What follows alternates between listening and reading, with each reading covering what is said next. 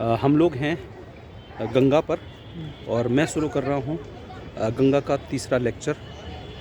इसमें मुझे जो चीज़ें बतानी है, मैं सबसे पहले अपना वही कि आपको व्यू दिखाता हूँ।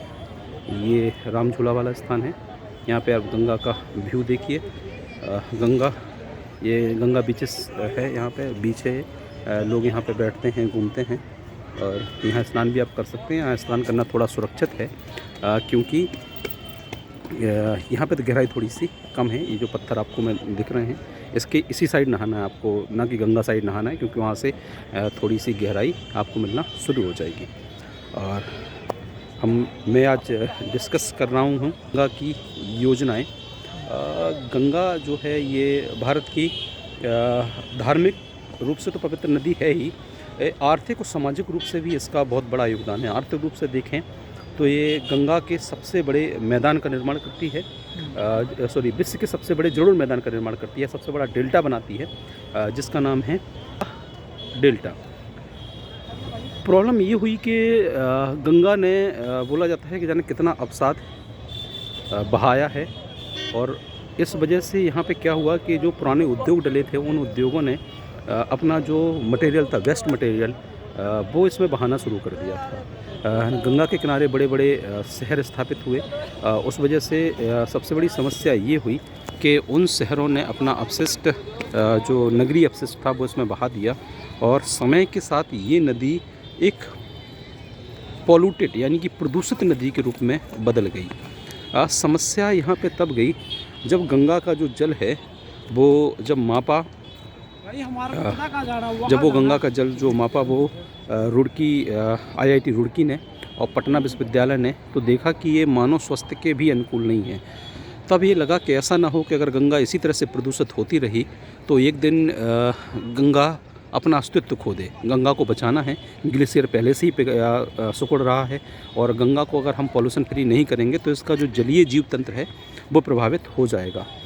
इसी को ध्यान में रख कर के सबसे पहले जो प्रोग्राम चला था उसमें राजीव गांधी का बड़ा योगदान है, और उन्होंने national Ganga river basin authority का गठन किया था। और ये जो था ये 1985 में 1985 में फरवरी 1985 में इसकी स्थापना की गई थी, और इसमें लोगों को शामिल किया गया था।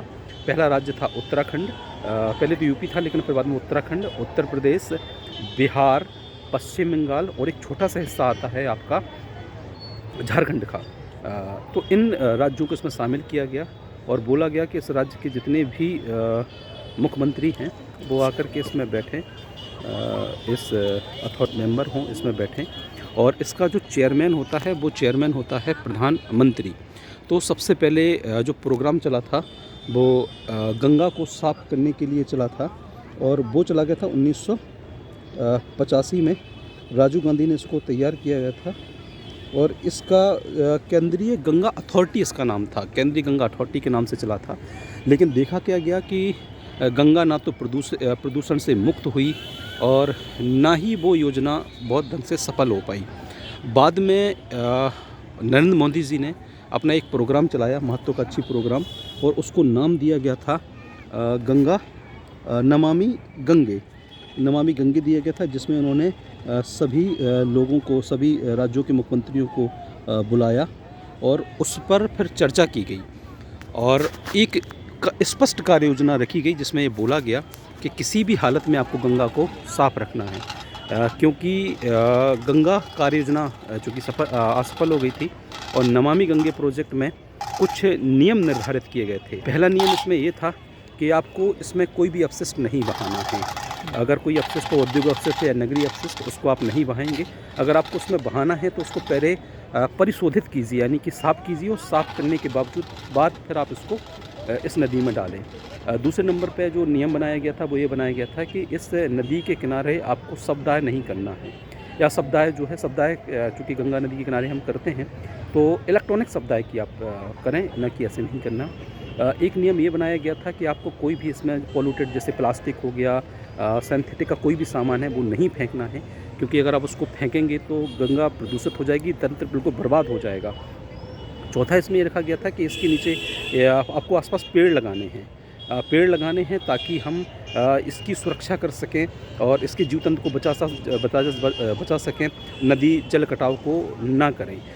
मल मूत्र आपको इसमें नहीं डालने हैं। मेले का आयोजन अगर करना है तो बहुत ही सुरक्षित तरीके से करना है। और जो सबसे महत्वपूर्ण जो नियम बनाया गया था, वो बनाया गया था कि इसके आस एक बफर जोन आप बनाइए। एक बफर जोन आपको बनाना है ताकि आप उस चीज़ को प्रमाणित कर सकें। और उस बफर जोन में आपको वनीकरण कर देना है। बफर जोन में अगर आप वनीकरण करेंगे तो जो नदी है ये जितना भी प्रदूषण है उससे बच जाएगी। और ये टूरिज़्म यानी पर्यटन को भी एक बहुत बड़ा वो बनेगी, सौंदर्यीकरण हो जाएगा, तो पर्यटन को भी बढ़ावा मिलेगा।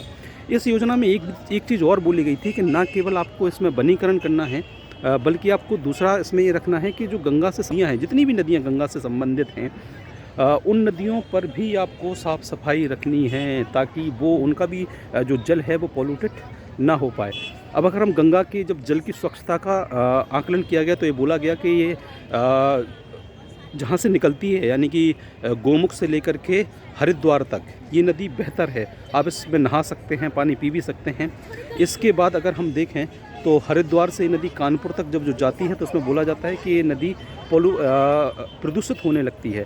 और जैसे ही नदी कानपुर से आप इसको इलाहाबाद तक देखें तो इस नदी के जो पानी को बोला गया कि बिल्कुल भी अनुकूलित नहीं है, बिल्कुल भी मानव अच्छा नहीं है, ना वो हमारी हेल्थ के लिए अच्छा है और ना वो जानवरों के लिए अच्छा है। अगर उस पानी को अगर आप पिएंगे तो वो आप उसमें समस्या ग्रसित हो जाएंगे।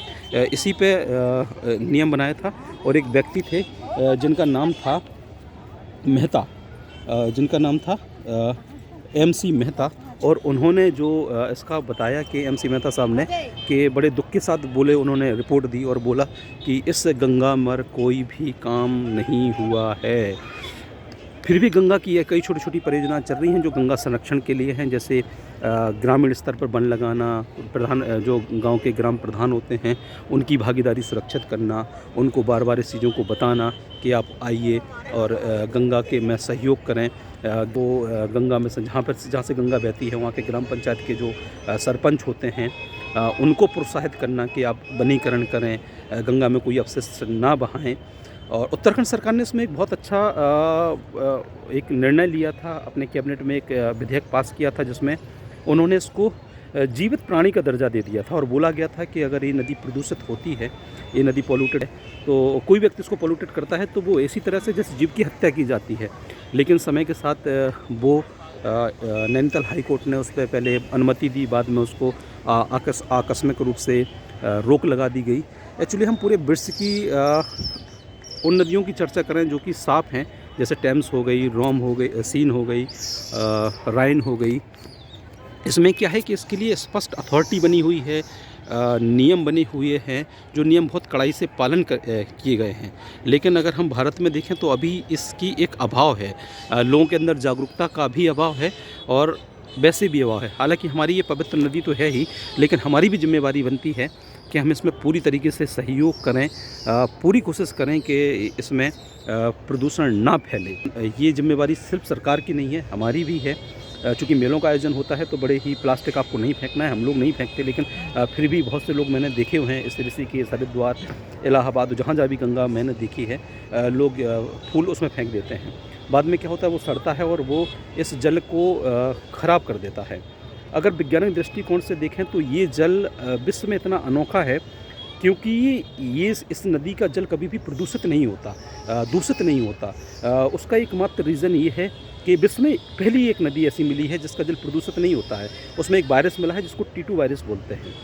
वो बैक्टीरियोफेज कैटेगरी का है, जो क्या है कि जो प्रदूषण वाले जीवाणु होते हैं उनको खा जाता है, और जब उनको खा जाता है तो इस नदी का जल हमेशा पवित्र रहता है। ये वैज्ञानिक महत्व है इसका।